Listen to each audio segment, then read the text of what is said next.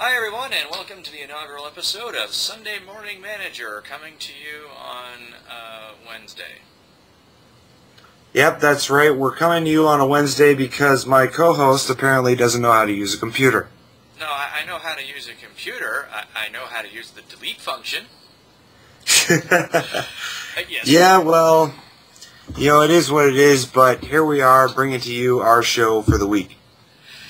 Yes, it is. And what this is just a weekly show where Heffy and I will discuss the Leafs, any issues coming up in the NHL that seem interesting, and just some good old-fashioned hockey talk. And we're going to just get things going. Even though we're 4 games into the season, they got Winnipeg tonight, we're going to talk about a few things that kind of popped up in the off-season and the preseason as it relates to the Leafs this year and in the coming years.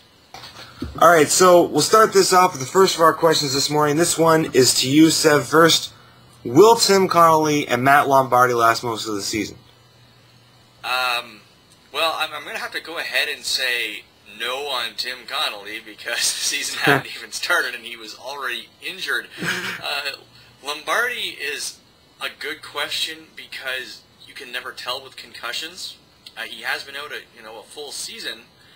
He might be 100%, but the problem is every time you get a concussion, it's easier to get another one. So I honestly can't say. What I will say is this. Tim Connolly always seems to be good for one freak accident a year that costs him 15 to 20 games. So if we get this out of the way now, I'm happy with it. So I'm obviously Connolly's not going to make the full season. Lombardi is iffy because of the concussion, because of the severity of the concussion. But honestly, when you look at both of these players, if we got 60-odd games out of both of them, I would consider that a small victory. Yes, I think I agree with you. Now, when Connolly was missing, the first however many games he's going to miss, this basically, my worst fears came true. Because the reason I didn't like this guy was because of this. So, but I agree with you. You get this out of the way now, maybe he'll be here for a playoff push. But I do think with Lombardi, it is different, his injury troubles, because it's different when you have glass knees as opposed to getting concussions. So I do think that as long as Lombardi is well protected, uses his speed, I think he'll last most of the season. Connolly, well, there you go. There's no telling how much he could miss. Yeah. Okay, moving on. This is sort of a linking to this one because of the short-term contracts for Connolly and Lombardi. Which players on the current roster for the Maple Leafs are actually going to be long-term, and which guys do we think are going to be more of a bridge player to the younger guys currently in the Marlies? Well, I think, when you look at the Leafs roster, you have a few cornerstones, definitely. Phil Kessel's one of them. James Reimer is another one. And I'd say that Luke Schenn is almost definitely going to spend at least 75% of his career as a Maple Leaf. Who knows how much longer than that. But when you say bridges, it's kind of an issue because the Leafs and the Avalanche are actually currently tied for youngest team in the league. So it's hard to say, but when you look at the players over 30, I would say that the biggest bridge I can think of would probably be John Michael Liles as a bridge to the emergence of Jake Gardiner. Yeah, that is the most obvious one. I mean, Liles is only on, he's in the last year of his contract. He's going into unrestricted free agency.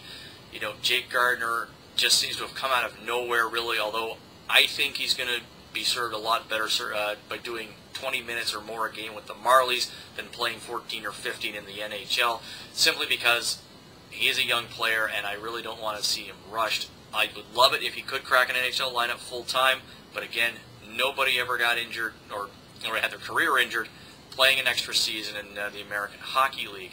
Now, you look at 2 players we're just discussing, Tim Connolly, Matthew Lombardi. These are also guys that you could view as bridge players to a lesser extent, only because I think that if he hadn't been injured in preseason, Nazem Kadri would be on the roster now. Joe Colburn's another guy you could look at as, a second to maybe a third line kind of center, depending on what Toronto needs at the time. But, those are the really more obvious ones, I think. The thing about Connolly is that I don't know if he's actually a bridge so much as a fill-in so we can trade for a more legitimate guy. Because the question with Nazem Kadri and Matt Fratton and guys like that is, we don't know how they're going to develop. So we don't know if they're going to be number 1 center material or number 2 or 3 center material. So Connolly could be a bridge, but it all depends how the prospects pan out. Okay, moving on to the third question we got on the docket today. Will the MacArthur, Grabowski, Kuhlman line match the production they had from last year? Will we see a drop-off? Will we see an improvement? Yeah, now this one, of course, is a bit of a source of contention between Hef and I, but that's okay. I think that they're going to do better, albeit slightly better. I'm not talking, 40 goals for Kuhlman or anything like that. I just think that because they're going to have a full season together, everybody, you got to remember, they were not actually put together as a regular unit last year until around mid-December. I think a full season together is going to help. So I'm thinking that Kuhlman can hit 30 again. Grabowski had 29 last year. I don't see him having any trouble hitting 30 this season. I can see MacArthur hitting 20 this season, if he starts scoring anytime soon. And I could easily see 60 points for each of these guys. I'm thinking they're going to do better. I think it's not going to be a massive improvement, but I do think that we are going to see 60-odd points out of all 3 of these guys. I can see that happening, but I'm going to disagree with you here and say that we're most likely going to see a bit of a drop-off. I'm not talking about a massive drop-off where each of these guys, get 10 points a season. But the problem is that last year, the biggest asset these guys had was surprise.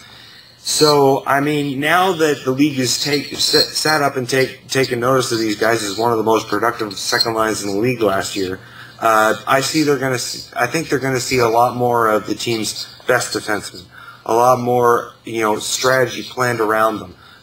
So I think that, they are going to be a formidable offensive tool, but we're going to see probably a drop-off of 5 to 10 points per guy. Yeah, I can see that happening too. I'm going a little bit more positive on this one, but honestly, I think that either of our scenarios on this are perfectly applicable. Just one quick note here before we wrap things up. Leafs had that ridiculous 6-day layover last week, and now they're beginning a stretch where they have, 6 games in 9 days, including 2 back-to-backs. I don't know who came up with the schedule this year, but this is really crazy. And I got to tell you that it doesn't matter if you're a Leaf fan or not. As a hockey fan, I'm not pleased with this because this really does mess with teams. And I've noticed this season in particular, there's some horrible scheduling going on in the early parts of the season. Whoever came up with this schedule really deserves to be sacked. Because, luckily the Leafs weren't affected by the layover, which was my biggest fear heading into this. But now that you have 6 games in 9 days, you're going to see a lot more people coming up with maybe, minor injuries, exhaustion, teams just getting battered. Because you put that many games into such a short amount of time, putting all these athletes into such intense physical punishment, it's like the worst case scenario for Tim Connolly and guys of that nature. So that is our show for today. We are going to be back on Sunday, which is hopefully going to be our regular day, provided I manage to not screw things up any more than I already have. That'll be something for the blooper reel. And we're going to have a whole new docket of things to talk about. We'll obviously be talking about the Jets return to Winnipeg and Toronto playing them for the first time in a very long time. And any other things that pop up over the next few days. If you have any questions or comments, feel free to send it to us. We'd love to hear them. And if you've got anything you think we should be chatting about, we'd like to hear that too. Send in your questions. We're counting on you. Yes. So that does it for Sunday Morning Manager, brought to you on a Wednesday, powered by the delete function. Thanks for watching, guys. Peace out.